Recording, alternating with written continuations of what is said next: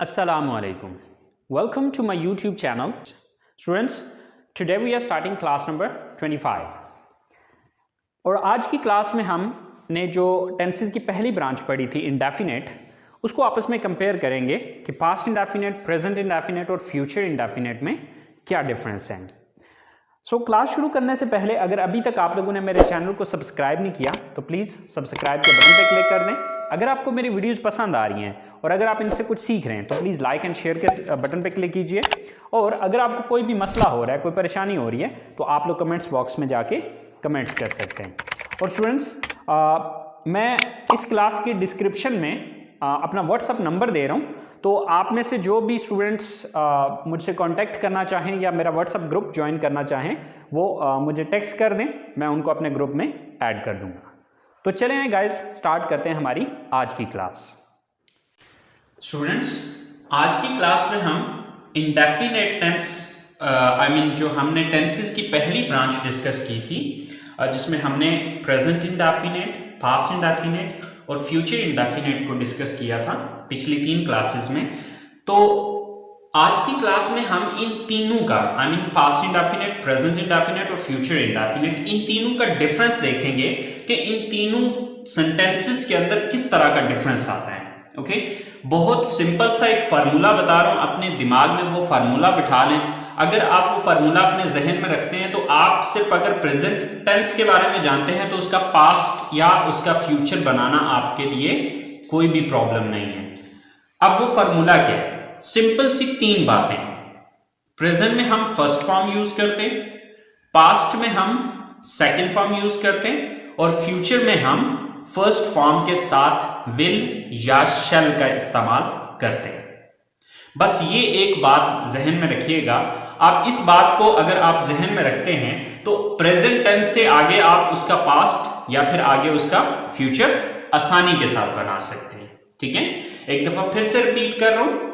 Present में हम use करते हैं फर्स्ट फॉर्म, पास्ट में हम यूज करते हैं सेकंड फॉर्म और फ्यूचर में हम यूज करते हैं फर्स्ट फॉर्म से पहले विल या शैल। ठीक है, लेकिन ये भी याद रखिएगा, आजकल की अगर हम मॉडर्न इंग्लिश को देखें तो मॉडर्न इंग्लिश में हम ज्यादातर सिर्फ विल का ही यूज कर रहे हैं। शैल का यूज जो है वो डे बाय डे खत्म होता जा रहा है। ठीक है, सो ज्यादातर जो है वो शैल की जगह पे विल ही यूज किया जा रहा होता है। बहरहाल आपने शैल और विल दोनों का जहन में रखना है। ठीक है, तो सबसे पहले मैंने स्ट्रक्चर लिखी है प्रेजेंट की, सब्जेक्ट प्लस फर्स्ट फॉर्म और फर्स्ट फॉर्म के साथ एस या ईएस। लेकिन ये एस या ईएस तब लगेगा जब सब्जेक्ट ही, शी, इट या सिंगल नेम है। तो आपको पता है कि जब हमने प्रेजेंट इंडेफिनिट टेंस को डिस्कस किया था तो उसको हमने 2 पार्ट्स में पढ़ा था। ठीक है, एक पार्ट जो हमने पहला पढ़ा था वो आई, वी, यू, दे और प्लूरल नाउन के साथ था, जिसमें ये एस या ईएस नहीं आ रहा था। ठीक है, उसकी स्ट्रक्चर क्या थी? Subject plus first form plus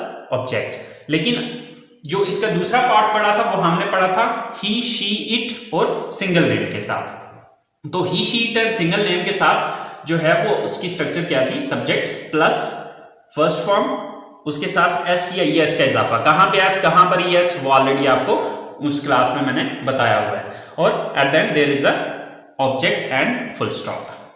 अच्छा, अब पास्ट में मैंने आपको क्या बताया कि हम सेकंड फॉर्म यूज करते हैं। तो अगर आप इन दोनों स्ट्रक्चर्स को देखें तो दोनों में आपको जो डिफरेंस नजर आएगा वो सिर्फ सेकंड फॉर्म और फर्स्ट फॉर्म का डिफरेंस नजर आएगा।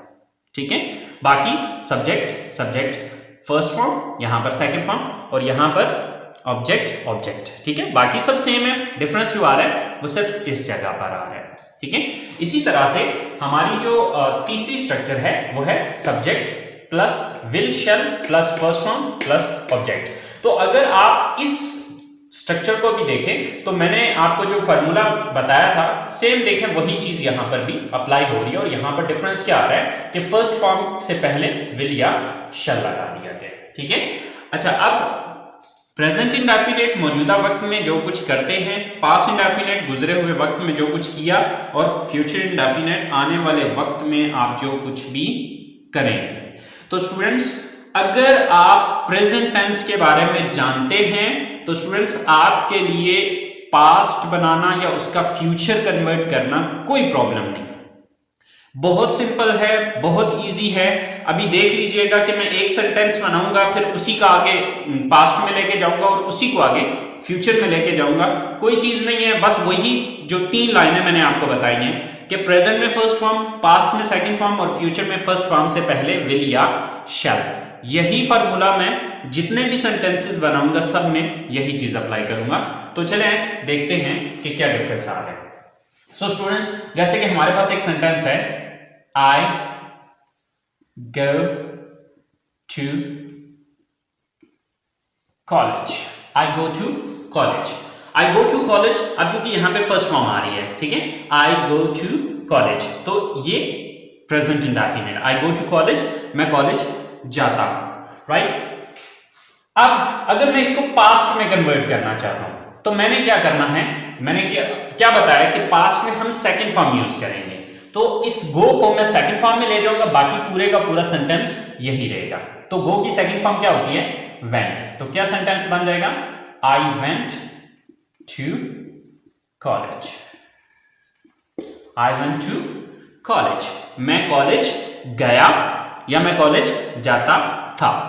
आई go to college, I went to college. तो देखेंगे अगर पूरे सेंटेंस को आप नोटिस करें तो फर्क किस चीज का आ रहा है कि यहां पर फर्स्ट फॉर्म लग रही है, यहां पर सेकंड फॉर्म लग रही है।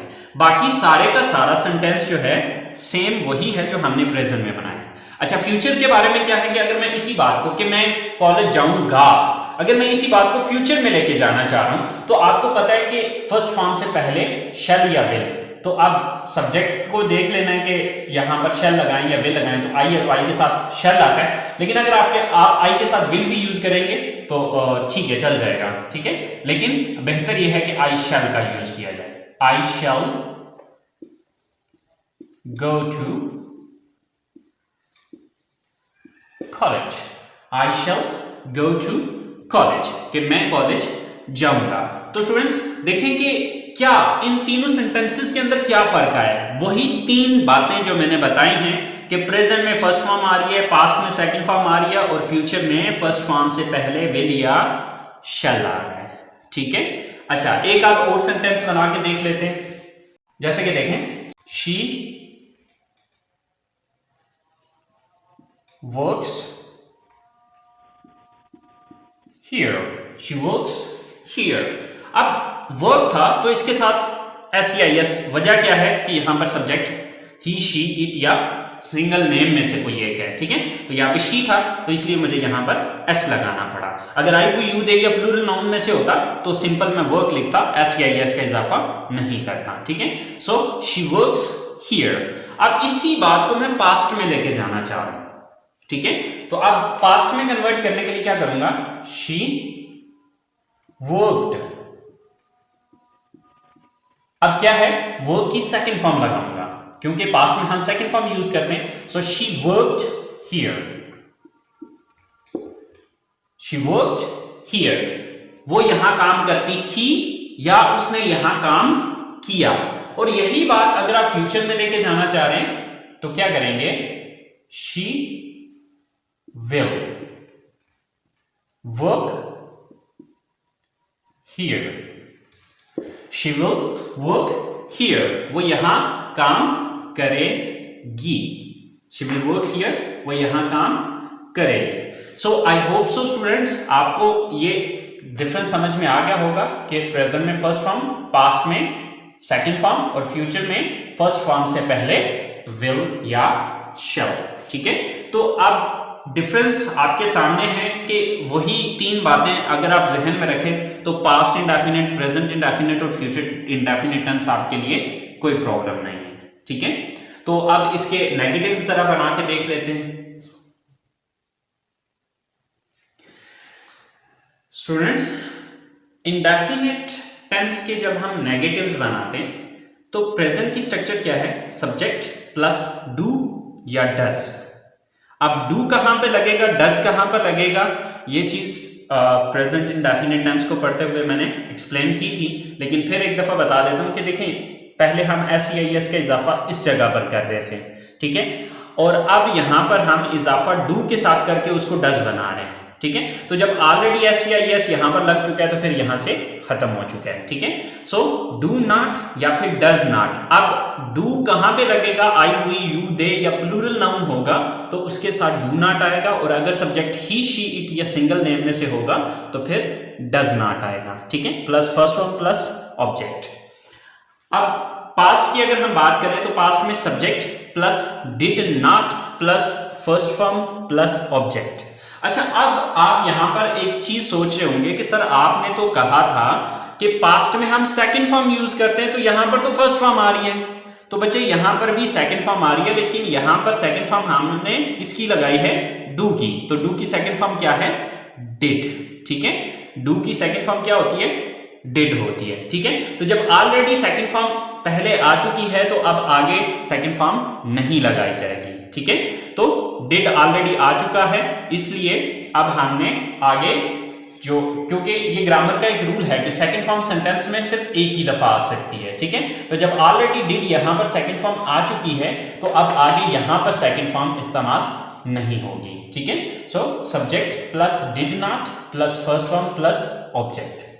अच्छा, अब यहां पर हम क्या कर रहे हैं, जो फ्यूचर की स्ट्रक्चर है, फ्यूचर की स्ट्रक्चर में है सब्जेक्ट प्लस विल या शैल plus not plus first form plus object. अच्छा, अब आपके माइंड में एक चीज यहां पर आ रही होगी कि सर हमने यहां पर विल और शैल के बाद नॉट क्यों लगाया और यहां पर डू और डज क्यों लगाया। देखिए, यहां पर इन दोनों सेंटेंसेस के अंदर हेल्पिंग वर्ब मौजूद नहीं था, ठीक है। असल में वर्ब भी दो तरह के होते हैं, एक होते हैं हेल्पिंग वर्ब। हेल्पिंग वर्ब कौन से होते हैं, जो कि हमें जमाना पहचानने में हमारी मदद करते हैं कि ये कौन सा जमाना है, ये पास्ट है, प्रेजेंट है या फिर फ्यूचर है। जैसे कि देखें इज एम आर। अब इज एम आर जो है वो हमें ये बताता है कि ये प्रेजेंट है, ठीक है। अब यही जब वाज वर बनता है तो वाज वर हमें ये शो करता है कि ये तो पास्ट है, ठीक है। और इसी तरह से हैज और हैव को अगर हम देखते हैं तो हैज और हैव प्रेजेंट को शो करता है, तो ये हेल्पिंग वर्ब है। अब हैड जो है ये पास्ट को शो करता है, ठीक है। तो यानी कि वो वर्ड्स जो कि हमें जमाना पहचानने में मदद करते हैं उनको कहा जाता है हेल्पिंग वर्ब, ठीक है। अब अगर किसी सेंटेंस के अंदर हेल्पिंग वर्ब मौजूद नहीं है तो फिर उसके अंदर हमें डू नॉट, डज नॉट या डिड नॉट का इस्तेमाल करना पड़ता है। लेकिन अगर हमारे पास हेल्पिंग वर्ब मौजूद है, आप देखें ना, विल जो है ये हमें ये बताता है कि ये फ्यूचर है, ठीक है। तो विल और शैल हमें ये बताता है कि ये फ्यूचर टेंस है। तो अब ऑलरेडी हेल्पिंग वर्ब मौजूद हैं तो फिर हम यहां पर विल और शैल के बाद नॉट लगा देंगे। अगर इन सेंटेंसेस के अंदर भी कोई हेल्पिंग वर्ब मौजूद होता तो हम डू, डिड या डज वगैरह नहीं लगाते, हम सिंपली उस हेल्पिंग वर्ब के बाद नॉट लगा देते। आने वाले टेंसेस में आप ये चीज देखेंगे, ठीक है। तो आई होप सो ये बात आपको क्लियर होगी कि यहां पर हमने विल और शैल के बाद नॉट क्यों लगाया है, ठीक है। तो चलें इसके कुछ सेंटेंसेस बना के देख लेते हैं। जैसे कि I do not go for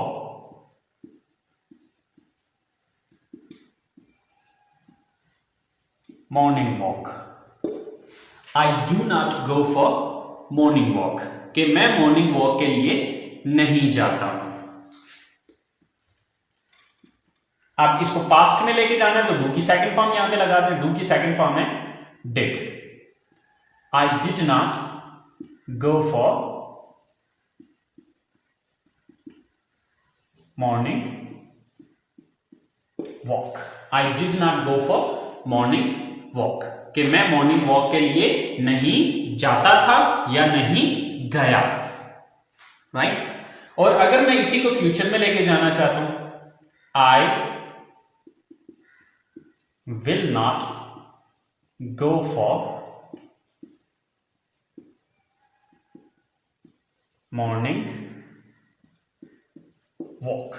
I will not go, sorry, I will not, आप इसकी जगह shall लगाएं क्योंकि हकीकत में तो shall ही आता है, लेकिन मॉडर्न इंग्लिश में shall का यूज बहुत कम हो रहा है, तो shall की जगह आप will लगा सकते हैं, ठीक है। So I will not go for morning walk या I shall not go for morning walk, मैं मॉर्निंग वॉक के लिए नहीं जाऊंगा, ठीक है। तो स्टूडेंट्स, अगर आप यहां पर डिफरेंस देखें तो सिर्फ इस चीज का ठीक है, तो वही चीज है कि फर्स्ट फॉर्म है, ये उसकी सेकंड फॉर्म है, और यहां पर शैल या विल फर्स्ट फॉर्म के साथ, सिंपल। ठीक है, अच्छा, अब हम इसके इंट्रोगेटिव सेंटेंसेस को देख लेते हैं। सो स्टूडेंट्स, इंट्रोगेटिव सेंटेंसेस भी कोई प्रॉब्लम नहीं है, कोई मुश्किल नहीं है, बहुत सिंपल और बहुत इजी है। जैसे कि ऑलरेडी पिछली क्लासेस में मैं आपको बता चुका हूं कि जब हम किसी चीज का नेगेटिव बनाते हैं, जब हम किसी सेंटेंस का नेगेटिव बनाते हैं, तो आप ये चीज देख लें कि किस लफ्ज के बाद आपने नॉट लगाया था। जिस लफ्ज के बाद आपने नॉट लगाया था उस लफ्ज को उठा के सेंटेंस के शुरू में ले जाएं तो वो इंट्रोगेटिव बन जाएगा। अब यहां पर हमने प्रेजेंट में किसके बाद नॉट लगाया था? डू और डज के बाद, तो इसका मतलब है ये डू और डज यहां पर आ जाएगा। इसी तरह से यहां पर हमने नॉट किसके बाद लगाया? डिड के बाद, तो यहां पर डिड को यहां पर ले आएंगे। और यहां पर नॉट हमने किसके बाद लगाया? विल और शैल के बाद, तो इस शैल और विल को उठा के सेंटेंस के शुरू में ले आएंगे तो ये इनका इंट्रोगेटिव बन जाएगा। तो चलिए आइए देखते हैं, इसकी स्ट्रक्चर वगैरह बना के चेक करते हैं और सेंटेंस बनाते हैं इसका। सो स्टूडेंट्स, इंट्रोगेटिव सेंटेंसेस के लिए यहां पर हम क्या कर रहे हैं? डू और does plus subject plus first form plus object and question mark. Past में did plus subject plus first form of the verb plus object and question mark. In the future will और shall plus subject plus first form of the verb plus object and at the end question mark. ठीक है, so for example, do you watch English movies? Do you watch English movies? क्या आप English movies देखते हैं? अब अगर हम इसको पास्ट में कन्वर्ट करना चाहते हैं तो डू की सेकंड फॉर्म लगा दें यहां पे, did. Did you watch English movie? क्या आप इंग्लिश मूवीज देखते थे या क्या आपने इंग्लिश मूवीज देखी? और अगर हम इसको फ्यूचर में लेके जाना चाहते हैं, will you watch English movies? Sir ये क्या हो गया? क्या आप इंग्लिश मूवीज देखेंगे? सो स्टूडेंट्स, ये हमारा पूरा इंडेफिनिट टेंस है। अब इंडेफिनिट ब्रांच के अंदर आपको सिर्फ एक फार्मूला बताया, वो 3 लाइन है। ठीक है, फार्मूला क्या है? प्रेजेंट में फर्स्ट फॉर्म, पास्ट में सेकंड फॉर्म और फ्यूचर में फर्स्ट फॉर्म के साथ विल या शैल। ठीक है, अब इस फार्मूले को अगर आप जहन में रखेंगे तो इंशाल्लाह आने वाली जो 3 नेक्स्ट ब्रांचेस हैं उसमें आप देखेंगे कि वहां पर भी हम सेम यही फार्मूला अप्लाई कर रहे हैं। ठीक है, लेकिन आगे हम बात करेंगे इंशाल्लाह, आगे नेक्स्ट आने वाले टेंसेस को भी देखेंगे और उसमें क्या डिफरेंस क्या आएगा, वो आपको डिफरेंस जो है वो मैं ब्रांच को कंप्लीट करने के बाद आपको समझाऊंगा। और स्टूडेंट्स, यहां पर ये बात अपने दिमाग में बिठा लीजिए कि इंडेफिनेट ब्रांच जो है ये टेंसेस की 4 ब्रांचों में से सबसे इंपॉर्टेंट ब्रांच है। ठीक है, जो सबसे ज्यादा यूज की जाती है, जिसका राइटिंग में, स्पीकिंग में, यानी कि सबसे ज्यादा यूज जो है वो इसका होता है, इंडेफिनेट ब्रांच का। चाहे वो पास्ट इंडेफिनेट है, चाहे वो प्रेजेंट इंडेफिनेट है, चाहे वो फ्यूचर इंडेफिनेट है। इंडेफिनेट की ये तीनों ब्रांचेस बहुत इंपॉर्टेंट है और बहुत ज्यादा यूज होने वाली है और बहुत सिंपल है। कोई लंबी चौड़ी कहानियां कोई नहीं है, बस बात वही है कि प्रेजेंट में फर्स्ट फॉर्म, पास्ट में सेकंड फॉर्म और फ्यूचर में फर्स्ट फॉर्म के साथ विल या शैल का इस्तेमाल किया जाएगा। That's it. सो स्टूडेंट्स, यहीं पे आज की क्लास को खत्म करते हैं। आई होप सो आपको इंडेफिनेट टेंस जो है या इंडेफिनेट ब्रांच जो है हमारी टेंसेस की, उसका डिफरेंस आपको क्लियर हो गया होगा। लेकिन फिर भी अगर आपको कोई कंफ्यूजन होता है, कोई मसला होता है, तो आप लोग कमेंट्स बॉक्स में जाके कमेंट्स कर सकते हैं। सो इंशाल्लाह आपका जो भी कंफ्यूजन हुआ मैं उसे क्लियर कर दूंगा। तो नेक्स्ट क्लास तक के लिए इजाजत दीजिए, दुआओं में याद रखिएगा। अल्लाह हाफिज।